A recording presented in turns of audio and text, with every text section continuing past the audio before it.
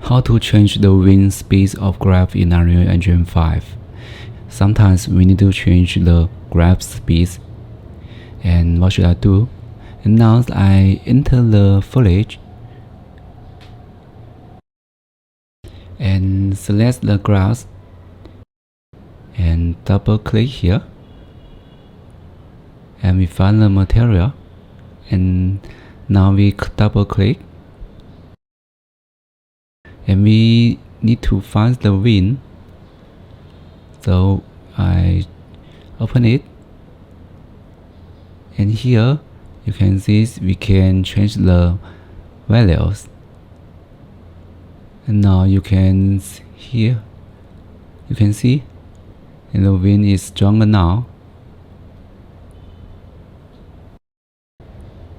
And if I change the value to 0, you can see the winds don't have any more. And now, if you change the winds, disable winds animation, you can see the winds don't have any more. So it's another way to close the winds effect. And I usually to change the winds value.